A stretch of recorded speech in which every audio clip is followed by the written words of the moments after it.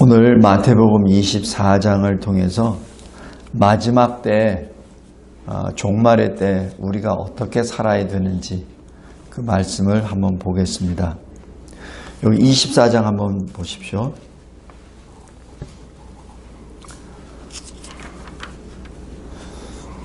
이 종말에 대해서 잘못 해석하다 보면은 사람들이 실족하게 됩니다. 그런데 요한계시록에만 이 종말에 관한 것이 있는 것이 아니라 예수님이 이미 다 말씀하셨어요. 그래서 예수님이 하신 그 말씀이 사실 요한계시록에서는 구체적으로 그것이 나타났을 따름이지 이미 다 말씀해 주셨습니다. 24장 3절부터 보면은 세상의 끝에 어떤 징조가 있습니까? 라는 질문에 4절부터 예수님이 이렇게 말씀하십니다. 징조가 어떤 것이냐라고 제자들이 궁금해하죠.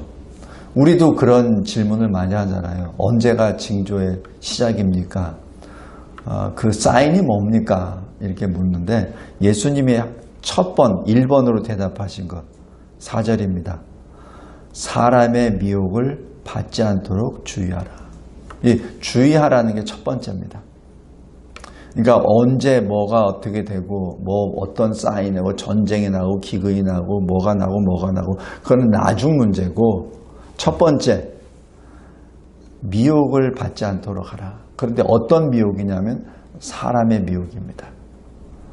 이게 굉장히 주님이 하시는 그 말씀이 굉장히 그 핵심만 지금 짚고 넘어가세요. 가장 중요한 것 미혹인데 사람의 미혹입니다. 5절에 어떤 미혹이냐면 적그리스도의 미혹입니다. 스스로 자기가 그리스도라고 하는 사람들이 여기저기서 많이 나타날 거야. 근데 그거 전부 다 거짓말이야. 나는 그렇게 오는 그리스도가 아니야. 우리 사도행전 1장 한번 보십시오.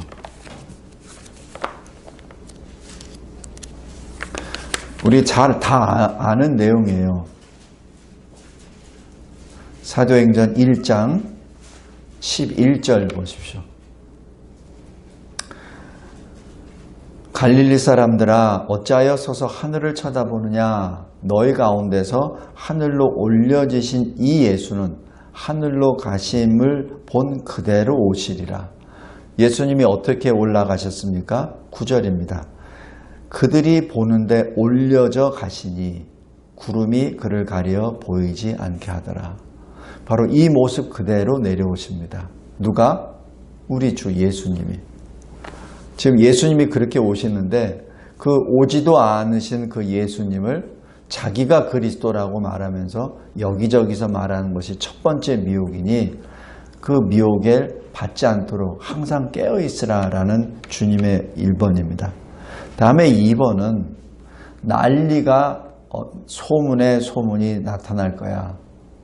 많은 난리가 여기서 뭐가 무너지고 저희가 뭐가 무너지고 어디서 불이 나고 하는 난리가 많을 텐데 6절 두려워하지 말라. 이것은 아직 끝이 아니니라 라고 그 말씀합니다. 그러면서 그 난리에 대한 세부적인 것을 설명을 쭉 하십니다. 그것이 7절부터입니다.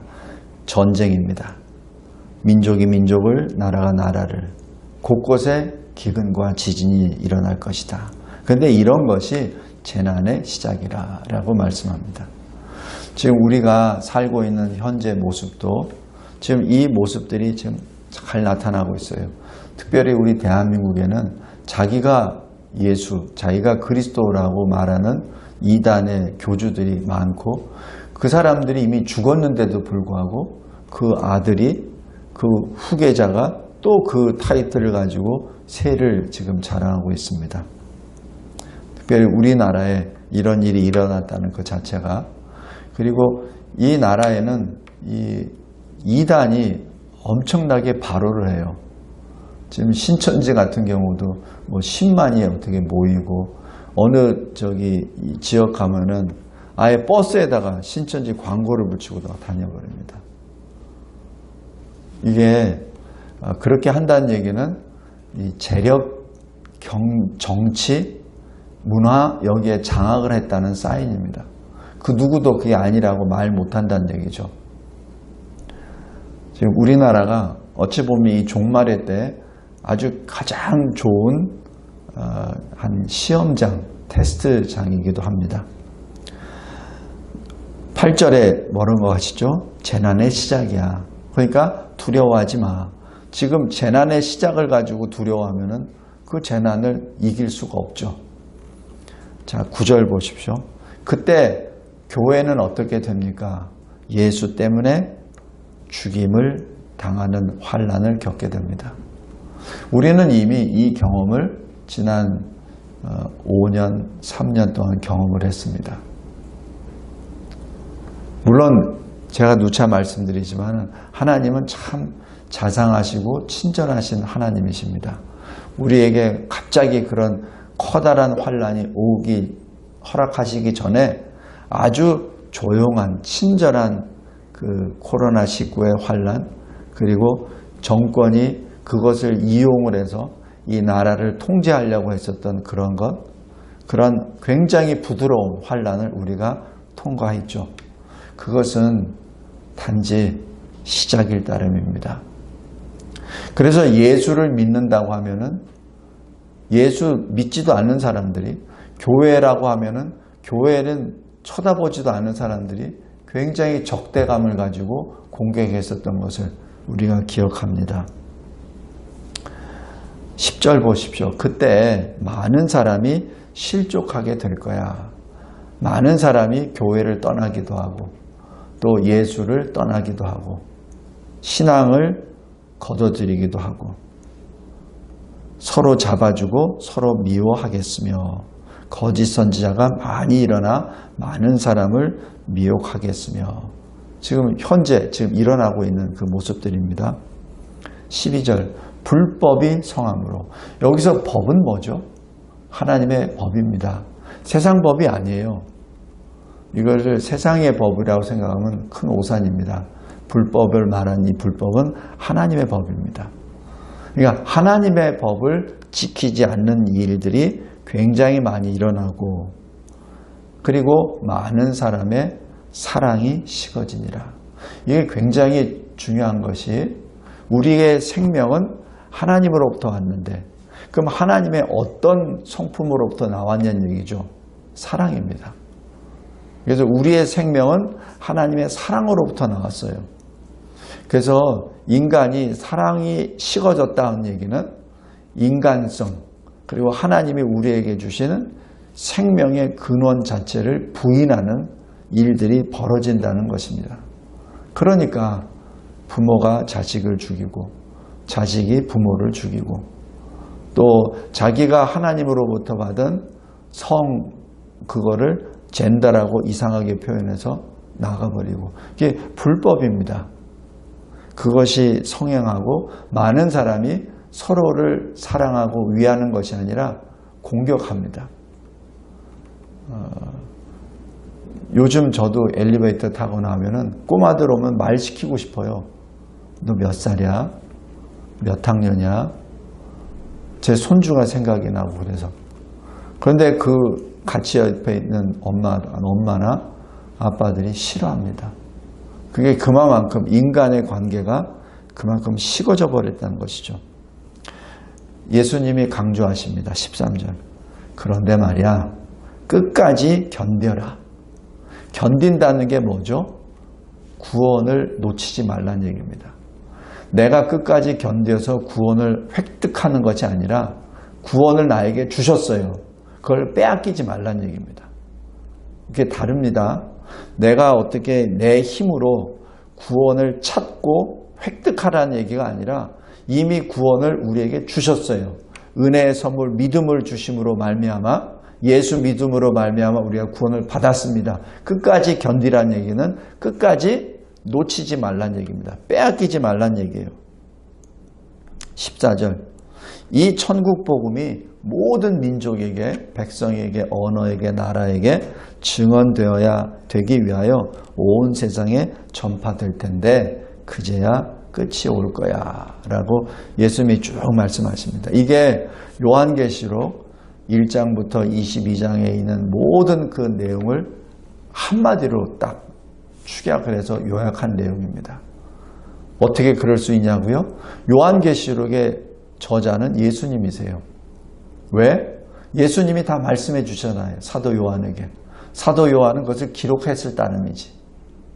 요한계시록의 저자는 사도 요한이 아니라 예수 그리스도이십니다. 그래서 주님이 이 지상사역을 마감하기 전에 아예 요약해서 딱 설명해 주십니다. 요한계시록이 어렵습니까? 이해하기? 24장 보면 돼요. 특별히 여기 4절부터 14절까지 내용을 보면 그게 요한계시록입니다. 그 다음에 또 구체적으로 똑같은 말씀인데 15절부터 28절까지 또 설명을 하십니다. 15절 보십시오. 그런데 말이야, 선지자 다니엘이 말한 것 같이 멸망에 가증한 것이 뭐죠? 하나님을 모독하는 것. 다시 얘기해서 짐승 적그리스도가 거룩한 곳, 바로 성전입니다.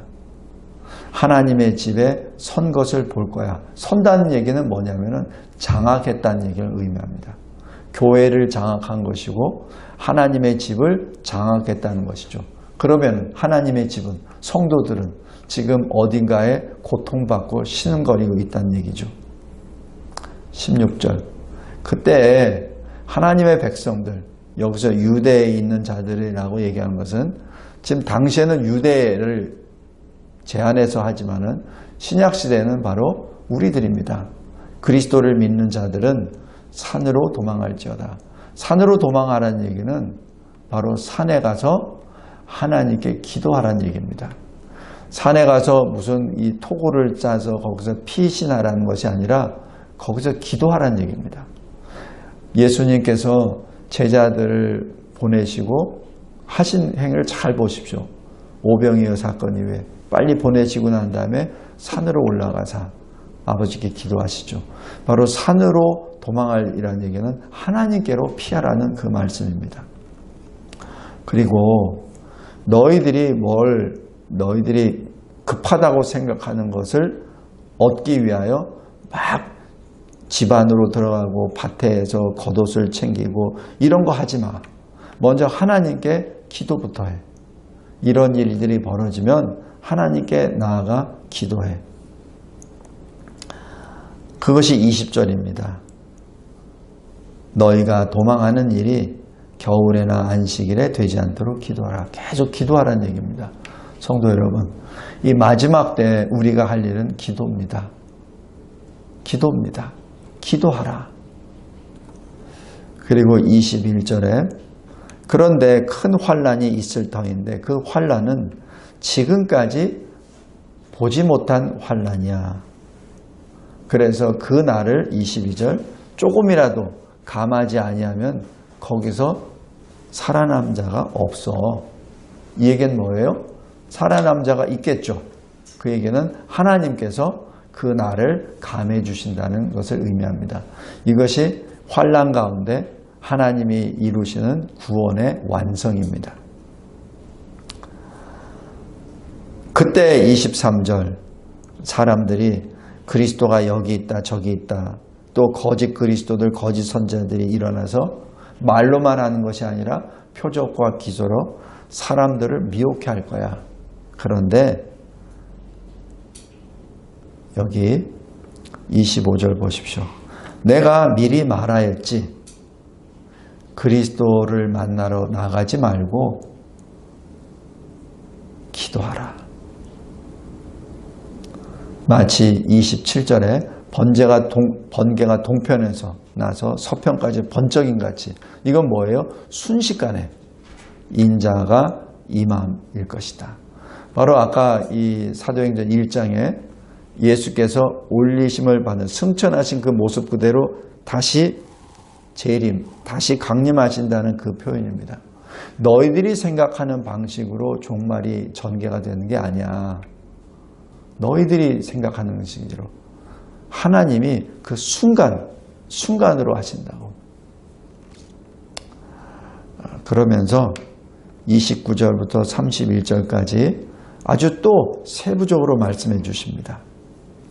그날 환난 후에 해와 달과 별이 빛을 잃어버릴 거야. 그리고 30절에 그 인자가 강림하실 때 모든 이 자연계가 하나님 앞에 엎드리고 그 당시 살아있는 모든 족속들이 주님 앞에 엎드리게 될 거야. 그리고 주님의 영광을 다 보게 될 거야. 어느 누구도 나는 주님을 못 봤습니다 하는 그런 사람이 없을 거야. 그러면서 31절 큰 나팔 소리와 함께 천사들이 또 그의 택하신 자들을 하늘 이 끝에서 저 끝까지 사방에서 모을 거야. 이 말씀은 죽은 자든 산 자든 그리스도 안에서 죽은 자 그리고 그 당시 살아있는 그리스도인들이 하나님 앞에 다시 모이게 된다는 사실입니다. 이것이 하나님의 놀라우신 역사입니다. 우리 요한계시록 14장 잠깐 보겠습니다.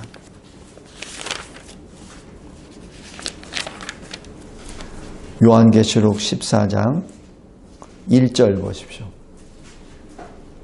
또 내가 보니 보라 어린 양이 시온산에 섰고 그와 함께 14만 4천이 서 있는데 그들의 이마에는 어린 양의 이름과 그 아버지의 이름을 쓴 것이 있더라. 바로 이 시온산에 어린 양이 섰고 14만 4천은 14만 4천 명이 아니라 14만 4천은 구원받은 자의 상징의 수입니다. 상징의 수입니다. 14만 4천에 끼어들기 위해서 모든 것을 팔고 그리고 들어가는 신천지의 그 교리는 거짓 교리입니다. 여기서 나온 것은 14만 4천은 상징입니다. 12 곱하기 12 그리고 10의 3승을 의미하죠. 바로 12, 구약의 12, 신약의 12 그리고 완전수 10회 그리고 완전수 3승 그것을 의미합니다. 구원받기로 작정된 모든 자들이 모이게 되죠. 그런데 그들의 이마에는 어린 양 예수 그리스도의 이름과 하나님 아버지의 이름이 기록되어 있다는 얘기죠. 그 얘기는 뭐죠? 그들은 하나님의 것, 예수의 것이라는 것을 의미합니다. 3절 보십시오. 그들이 보좌 앞과 네 생물과 장로들 앞에서 새 노래를 부르니 땅에서 속량함을 받은 14만 4천 밖에는 능히 이 노래를 배울 자가 없더라. 다시 얘기해서 새 노래, 구원의 노래를 부르는 자는 땅에서 이 세상에서 예수 그리스도를 믿음으로 말미암아 구원을 받은 자들, 죄 씻음을 받은 자들만이 노래를 배울 수 있다는 얘기는 구원받지 못한 자는 노래를 못 배우는 것이죠. 노래를 부를 수 없다는 얘기죠. 그 얘기는 뭐죠? 시온산에 설 수 없다는 얘기죠. 그 얘기는 지옥에 있다는 얘기입니다. 다시 마태복음 24장으로 들어갑니다. 31절에 나팔소리와 함께 천사들을 보내리니 그들이 그의 택하신 자들 그 구원받은 자들 14만 4천 새 노래를 배운 자들 그 자들이 하늘 이 끝에서 저 끝까지 사방에서 모아지죠. 어디 앞에 섭니까? 시온산에. 누구와 함께? 어린 양과 함께. 그리고 여기 33절 보십시오. 너희도 이 모든 일을 보거든 인자가 가까이 곧 문 앞에 이른 줄 알라. 성도 여러분, 아직 우리는 큰 나팔 소리를 듣지 못했습니다. 아직 큰 환난이 아직 오지 않았습니다. 그래서 아직은 그때는 아니지만 인자가 언제 올지는 아무도 모릅니다. 주님이 말씀하십니다. 그래서 깨어있어 주의해라고 말씀하시죠. 34절에 이 세대가 지나가기 전에 이 일이 다 일어나리라. 지금 예수님이 하신 말씀 하나하나가 다 이루어지리라는 얘기죠. 35절 보십시오. 천지는 없어질지언정 내 말은 없어지지 아니하리라. 주님이 주신 이 말씀 1.1획도 땅에 떨어지지 아니하고 다 이루어진다는 사실입니다. 36절 그날과 그때는 오직 아버지만 아시느니라. 이 말씀 자체를 통해서 모든 권세, 결정 권한은 하나님 아버지께 있다는 것을 성자 예수 그리스도께서 지금 선언하시는 것입니다. 그러면서 비유를 다시 한번 설명해 주십니다. 이 비유는 그냥 어떤 우리가 이해하기 좋게 만들어낸 이야기가 아니라 실제 상황입니다. 37절 노아 심판 때입니다. 노아 심판 때에도 똑같습니다. 노아가 120년 동안 방주를 짓고 방주 지을 때마다 그 나무를 연결하고 방주를 지을 때마다 주변 사람들이 분명히 모욕하고 욕하고 했겠죠. 근데 이 노아가 그냥 가만히 방주만 지었습니까? 분명히 복음을 선포했죠. 회개하라. 그리고 나와 같이 방주를 짓자. 그리고 방주 안에 들어가 생명을 얻자. 분명히 말씀을 전했죠. 얼마 동안? 120년 동안. 근데 그 120년 동안에 노아의 말에 순종한 사람은 노아를 포함한 8명밖에 없었습니다. 나머지는 38절 보십시오. 먹고 마시고 장가들고 시집가고 39절 홍수가 나서 그들이 다 멸망당하기까지 깨닫지 못하고 모두가 다 죽었습니다. 물론 그것이 확실한 것은 아닌지는 모르겠지만 이 과학자들이 이 창세기 4장, 5장 그 족보들이 쭉 나오잖아요. 그 인원수, 왜냐하면 그 사람들이 대체적으로 900살 정도 평균 정도 살고 살면서 자손들을 계속 낳기 때문에 그래서 그거를 쭉 계산해 보면은 그 당시의 인구수가 대략 70억에서 80억 계산합니다. 우리가 언뜻 보면은 전혀 없어요. 근데 제가 왜 이 말씀을 드리냐면은 성경에 나와 있는 말씀 아니기 때문에 그건 진리는 아니에요. 그냥 추측으로. 네, 그 70억, 80억 중에서 예수를, 하나님을 믿는 사람은 딱 8명이었습니다. 그 많은 사람 가운데. 성도 여러분, 이 마지막 때가 바로 그렇단 얘기죠. 지금 우리가 이런 때에 살고 있습니다. 내가 사랑하는 남편, 내가 사랑하는 아내, 내가 사랑하는 내 몸에서 난 자식들에게까지도 예수 믿으라고 했을 때 믿는 가정이 있으면은 할렐루야 감사하고 복된 가정이요. 그렇지 않은 가정이 얼마나 많습니까? 가장 가까운 혈육도 전도 못하는 시대에 지금 우리가 살고 있습니다.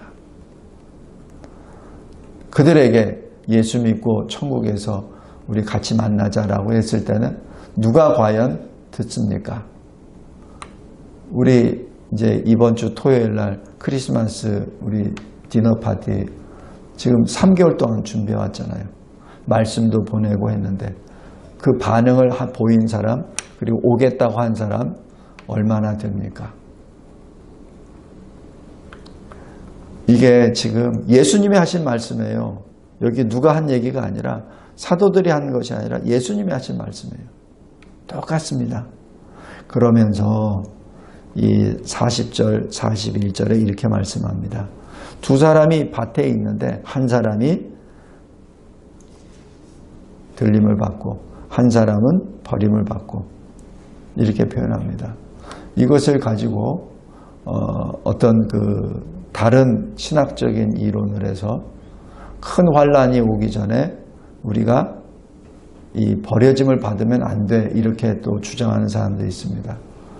성도 여러분, 그것은 하나님의 말씀을 잘못 해석한 거예요. 주님은 분명히 말씀하세요. 너희들 있는 가운데 이 데려감을 받는다는 얘기는 구원함을 받았다는 얘기입니다. 이미 끝난 겁니다. 그리고 내버려져 뒀다는 얘기는 이미 심판에 되어버린 겁니다. 그래서 뭐 이게 들림을 받고 남은 상태에서 또 뭐 천년 환란이 또 있고 뭐 이런 것은 있을 수가 없어요. 예수님이 뭐가 아쉬워서 한번 강림하시면 강림한 걸로 심판 끝내고 구원 완성하면 되지, 뭐가 예수님이 아쉬워서 그동안 1000년 동안 또 했다가 또 뭐 그 중에서 뭐 어떻게 하고, 그거 아닙니다. 하나님의 말씀은 어느 한 구절만 보고 그것을 해석해서는 안 되고 지금 초점을 봐야 돼요. 40절 41절은 누가 뭐 구원을 받고 이게 아니라 그 마지막 때 구원받은 자와 구원을 받지 못한 자가 구별이 된다는데 액센트가 들어간 겁니다. 누가 휴거를 받고 누가는 휴거를 먹고, 그게 아니라 그 마지막 그 순간 번개가 번쩍할 때처럼 큰 나팔 소리와 함께 주님이 다시 강림하실 그때 모든 것이 일순간에 결정된다는 얘기입니다.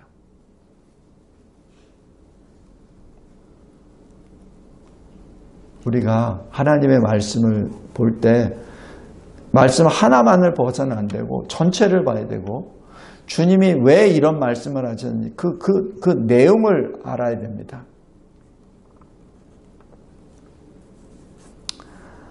여기 42절 보십시오. 예수님이 뭐라고 하세요?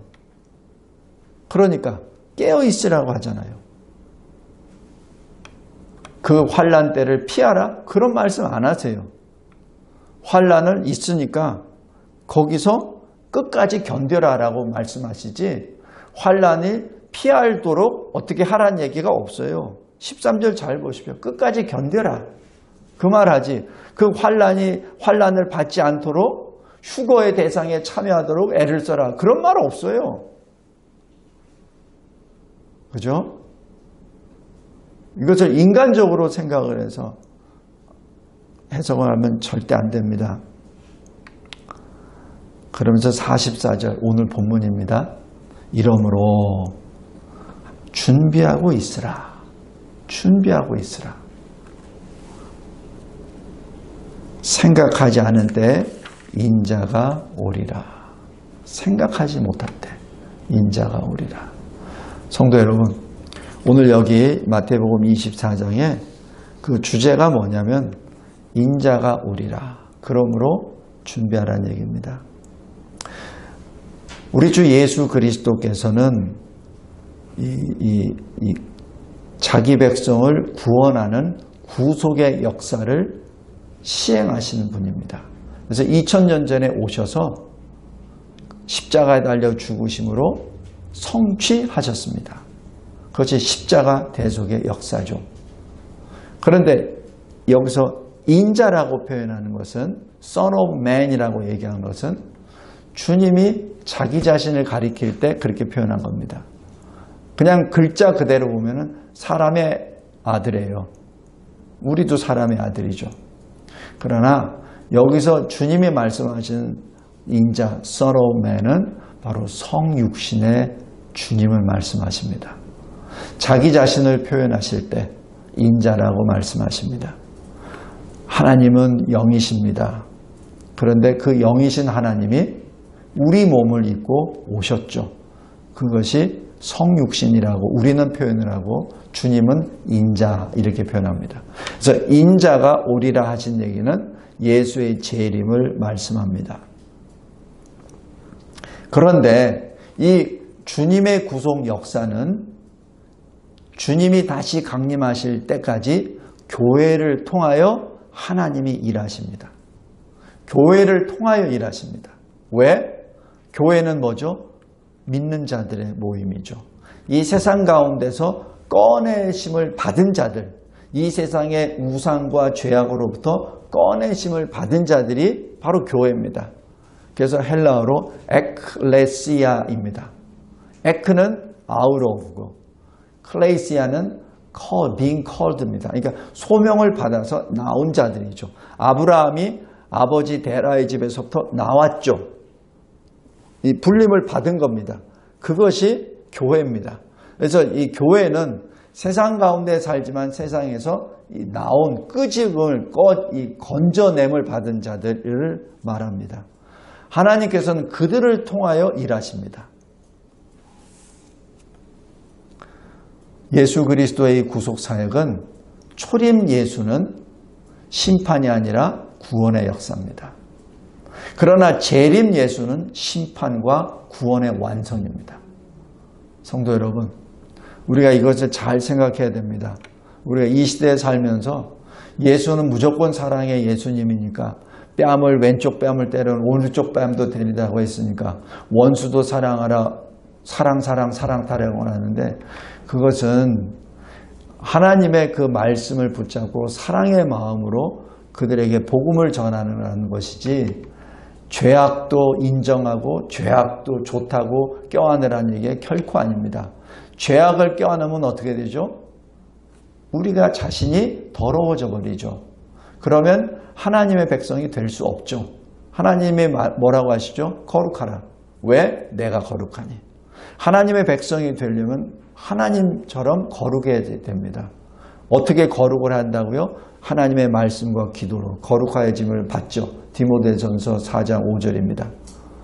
다시 얘기해서 하나님의 말씀에 순종하며 그 말씀에 따라 기도함으로 거룩의 옷을 입는데, 그러려면은 죄인들과 같이 섞여져서 살 수는 없죠. 죄인들과 살 수밖에 없다면 죄인들 가운데 복음을 선포하며 살아야 되죠. 그것이 하나님의 백성의 삶입니다. 오늘 여기 본문에 인자가 오리라, 인자가 올 때 우리는 어떻게 살아야 되느냐, 거기에 초점을 두기 바랍니다. 요한복음 3장 17절에 세상을 심판하려 하심이 아니요 그로 말미암아 세상이 구원을 받게 하려 하심이라. 요한복음 12장 47절에 내가 온 것은 세상을 심판하려 함이 아니요 세상을 구원하려 함이라. 요한일서 4장 14절 아버지가 아들을 세상의 구주로 보내신 것을 우리가 보았고 증언하였나니. 지금 끊임없이 초림 예수의 사역의 모습을 봅니다. 마태복음 1장 21절 23절에서도 마찬가지예요. 자기 백성을 그들의 죄로부터 구원하기 위하여 어떻게? 임마누엘로 주님이 자기 백성과 함께 계심으로 구원을. 지금 이 예수 그리스도는 구원의 주로 오셨어요. 그래서 예수라는 그 말 자체가, 예슈아라는 그 말 자체가 구원입니다. 그래서 예수 그리스도는, 초림 예수 그리스도는 구원을 위하여 오셨죠. 그러나 재림 예수는 지금 여기 44절에 생각하지 않은 때 인자가 오리라, 그 인자가 오실 때는 바로 심판의 주로 오십니다. 왜 심판하신다고요? 하나님의 백성을 구원하는데 십자가로 인하여 구원 성취된 것을 이제는 재림으로 인하여 이 구원을 완성하시기 위하여 오신 것이죠.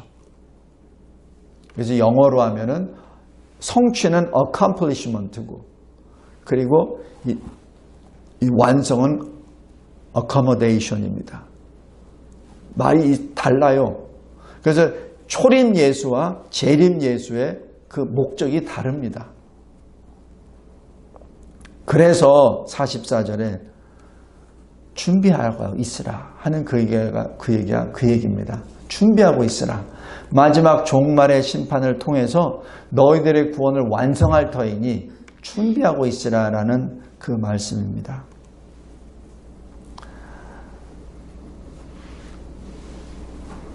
오늘 시간이 많이 지났습니다. 오늘은 여기까지만 하겠습니다. 어느 신학자가 이렇게 말을 해요.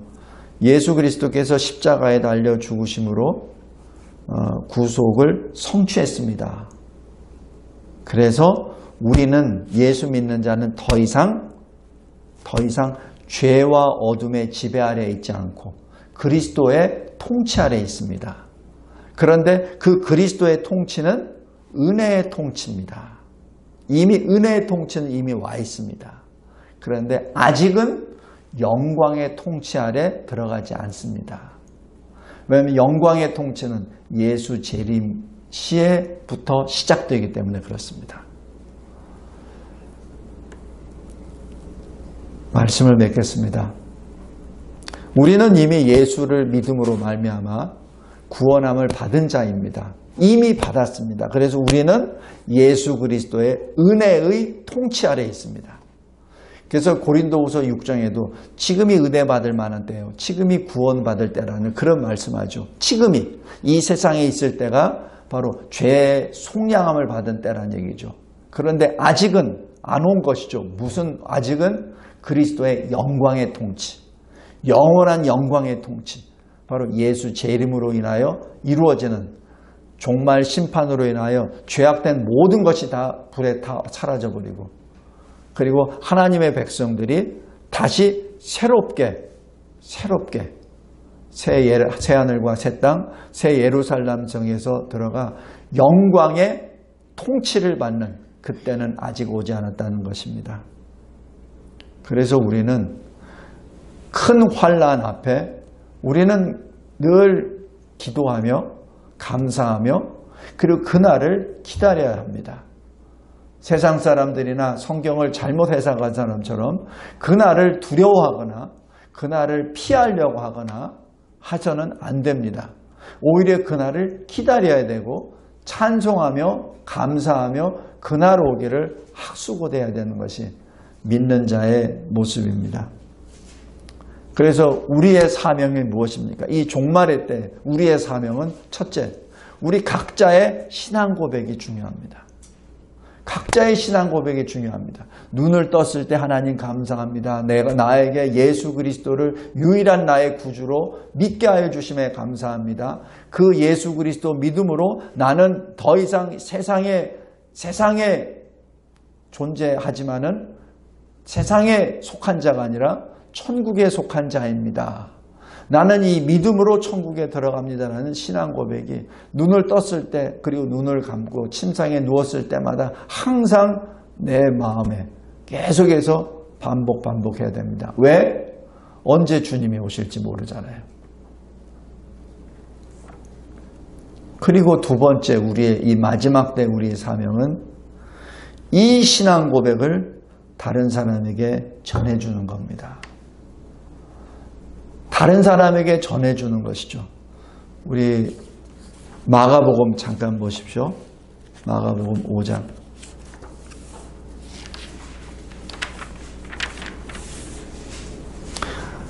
마가복음 5장 19절 20절 보면은 군대 귀신 들린 자가 예수님으로부터 구원을 받았습니다. 그랬을 때 예수님과 함께 동행하려고 간청을 하죠. 근데 예수님은 허락하지 않습니다. 그런데 예수님이 무슨 말씀을 하시냐면은 집으로 돌아가라. 주께서 내게 어떻게 큰 일을 행하셨는지를 알려라. 그리고 너를 불쌍히 어떻게 여기신지를 내 가족에게 알리라라고 말씀하셨습니다. 그런데 이 사람이 어떻게 했죠? 20절에 그가 가서 주께서가 아니라 예수께서 자기에게 어떻게 큰 일을 행하셨는지 집에서뿐만 아니라 데가볼리라는 큰 도시에 전파해서 자기 가족뿐만 아니라 모든 사람에게 전합니다. 여기서 무엇을 전했겠습니까? 믿음이 없는 사람은 이렇게 전해요. 예수라는 사람한테 가. 그럼 귀신도 쫓겨주고 나 좋아져. 예수한테만 가. 그럼 장님이 눈을 떠. 예수한테만 가. 문둥병 걸린 사람이 새피부가 돼. 예수한테만 가. 못 걷는 사람이 일어나. 아마 그렇게 전할 거예요. 그래서 예수님이 그런 사람들에게는 전하지 말라고 합니다. 지금 예수님이 어떤 큰 이적을 보이시고 난 다음에 어떤 사람들에게는 전하지 마, 알리지 마, 그렇게 하시죠. 근데 이 사람에게만 유독 전하라 그래요. 왜? 이 사람은 전할 때 뭘 전하냐면은 주는 예수이십니다.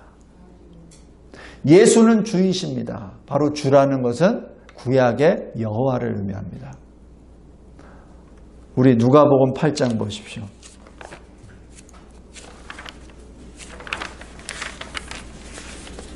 똑같은 내용입니다. 요한복음 8장 39절 보십시오. 집으로 돌아가 하나님이 내게 어떻게 큰 일을 행하셨는지 말하라. 예수님이 그렇게 말씀하세요. 하나님이. 여기 마가복음에서는 주께서라고 합니다. 왜냐하면 마가복음의 수신자는 대체로 유대인들이기 때문에 주면은 여호와라는 것을 알아요. 그러나 누가복음의 대상은 대체로 이방인들입니다. 그러니까 이방인들은 여호와를 잘 몰라요. 그러니까 하나님이라고 하죠. 그러니까 하나님이 내게 어떻게 큰일을 행하셨는지 말하라 하시니까 그가 어떻게 했어요? 예수께서 이렇게 나옵니다. 그게 뭐예요? 예수가 하나님이셔. 이렇게 전한 것이죠. 성도 여러분, 이게 복음입니다. 내가 과거에 군대 귀신 들렸었는데 예수를 만나서 내가 이렇게 멀쩡하게 됐어. 그것도 복음입니다. 그러나 복음의 핵심은 그런데 말이야, 그 예수가 하나님이셔. 그게 복음입니다. 내가 예수 믿고 어떤 큰 복을 받았습니까? 그럼 보통 간증할 때 이렇게 간증을 해요. 내가 어떻게 기도를 열심히 했더니 이런 게 나서 내가 이렇게 해가지고 뭐 어디 좋은 일도 됐고 뭐도 했고 뭐 이렇게 간증을 계속 나눕니다. 그게 자칫 잘못하면 자기 자랑이 돼버려요. 근데 간증의 핵심은 여기 군대 계신 들린 자의 그 복음입니다. 예수가 하나님이셔. 그겁니다. 그 말을 하는 것이 복음입니다. 그것이 간증이 되어야 합니다. 예수님은 그 사람의 신앙 상태를 이미 알고 계세요. 그래서 군대 귀신 들렸던 자에게 이 사명을 주신 겁니다. 다른 사람에게는 주시지 않아요. 잘 보세요. 전부 다 알리지 말라 그래요. 다 알리지 말라고 합니다. 그런데 오직 이 사람에게만 알리라고 합니다. 제자들에게도 알리라는 얘기 안 해요. 제자들은 계속 데리고 다니십니다. 얼마 동안? 3년 동안. 그런데도 제자들은 어떻게 하죠? 예수를 도망갔죠. 성도 여러분, 우리가 이 마지막 때 해야 될 일이 크게 두 가지가 있습니다. 첫 번째, 신앙 고백입니다. 신앙 고백입니다. 왜? 주님이 어떻게 오실지 몰라요. 번개가 번쩍하듯이 오셔요. 그건 아무도 모릅니다. 우리 경험하잖아요. 멀쩡하게 있던 사람이 죽잖아요. 그거 누가 압니까? 개인의 종말이든 우주의 종말이든 순간에 옵니다. 그래서 우리는 늘 항상 깨어서 신앙 고백 안에 살아야 됩니다. 두 번째, 내가 살고 있는 그동안 예수는 하나님이셔. 예수는 주님이셔. 그것을 증거해야 됩니다. 나의 삶이 거기에 수단이 되어야 되죠. 오늘 이 마태복음 24장 이러므로 너희도 준비하고 있으라.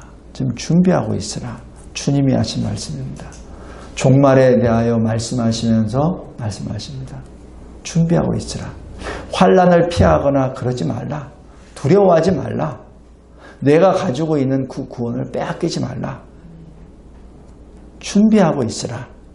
생각하지 않은 때 인자가 오리라. 기도하겠습니다. 하나님 감사하고 감사합니다. 이 성경 말씀이야말로 진정 하나님의 입에서 나온 생명의 말씀임을 고백합니다. 반복 이렇게도 설명하고 저렇게도 설명하고 이런 모양으로도 말씀하시고 저런 모양으로도 말씀하시고 이런 시대에서도 말씀하시고 저런 시대에도 말씀하시고 이런 사람에게도 유대인에게도 말씀하시고 이방인에게도 말씀하시고 남자에게도 말씀하시고 여자에게도 말씀하시고 늙은 사람에게도 말씀하시고 젊은 사람들에게 말씀하시고 배운 사람에게도 말씀하시고 배우지 못한 자들에게도 말씀하시고 주님께서는 그들이 알아들을 그 표현으로 그렇게 수도 없이 반복 말씀해 주셨습니다. 하나님 감사합니다. 마태복음 24장 이 말씀을 통하여 항상 준비하게 하소서. 그리고 인자 주 예수 그리스도 우리 어린 양 번개와 같이 오실 때 주님 여기 있나이다 라고 고백하는 그 신앙 고백으로 주와 함께 영원토록 새 노래를 부르며 주의 영광을 찬송하게 하소서. 예수 그리스도의 이름으로 기도드리옵나이다. 아멘.